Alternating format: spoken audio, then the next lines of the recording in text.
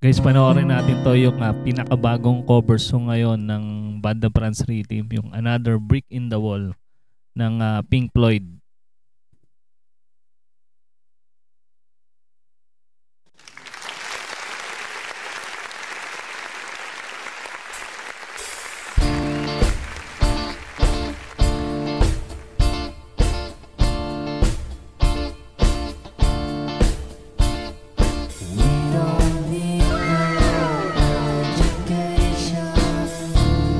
Les Paul yung gamit ngayon ni Master Chen dito, no? Tapos naka-telecaster si Char.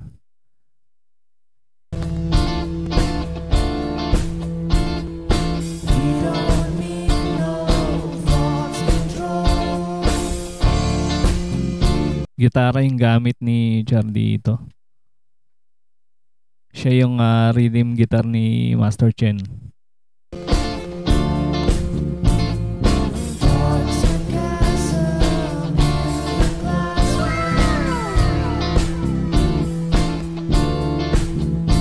Napaka-talented talaga ni Char, no? Hindi lang sa vocals, pati sa instrumento. Alam niya tugtugin. Yung bass, drums, keyboard, gitara, all around.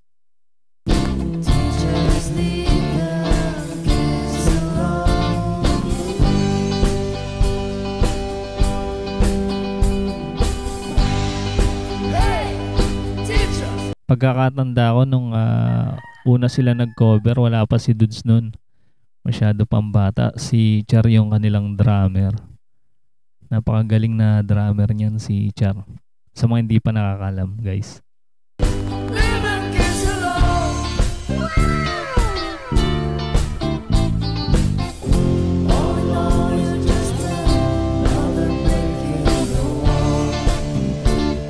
Napakasikat nitong kanta ng Pink Floyd na to. Ayos, ang galing nila magpili ng i-cover.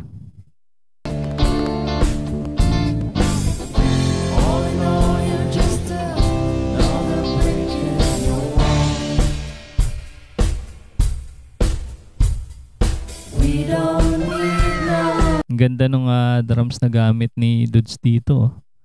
Yung pearl na color silver. Hindi siya naka-electric drums ngayon, ano?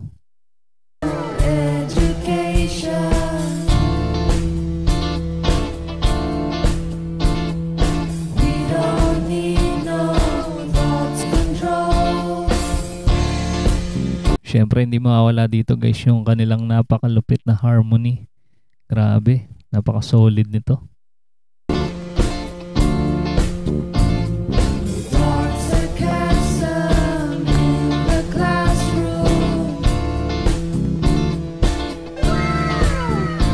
Nakalagay dito sa Pamagat Part 2. Parang dati meron na silang cover song nito eh. Pero hindi ko lang alam kung full band sila no, acoustic lang yung kanilang cover dati nito. Teachers leave them kids alone.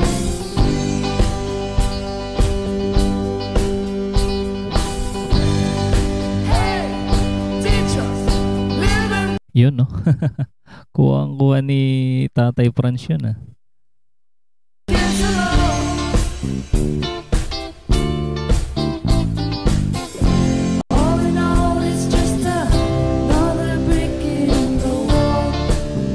Galing mag-strumming ni Master Chen, ano?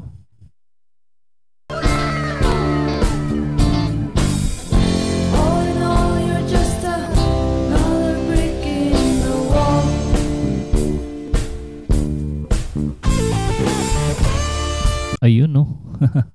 Meron palang pasabog dito si Master Chen. Adlib.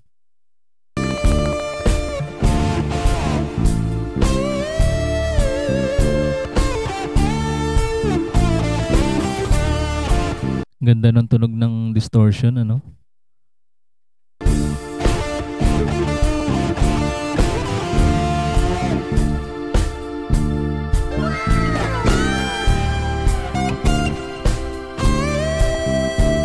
Ang lupit mag-bending.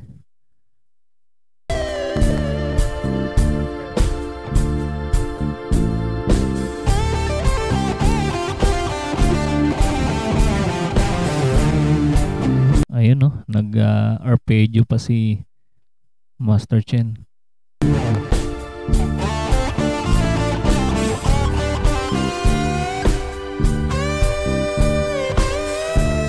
Favorite niya yung ano bending sa gitara.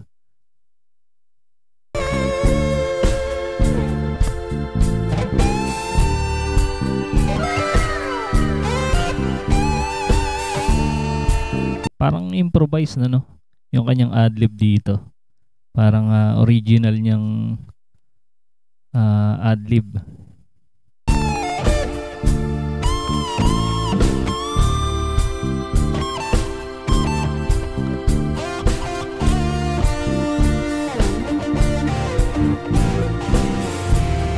Ang galing ng kombinasyon ng tunog.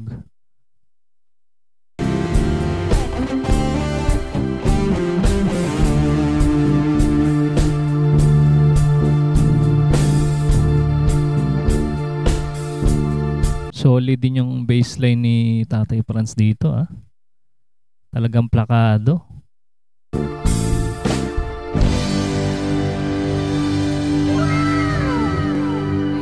Astig nung patapos Grabe, lapit talaga ng bandang Franz Rhythm. Ayan guys, sa mga hindi pa nakasubscribe, alam nyo na guys yung gagawin.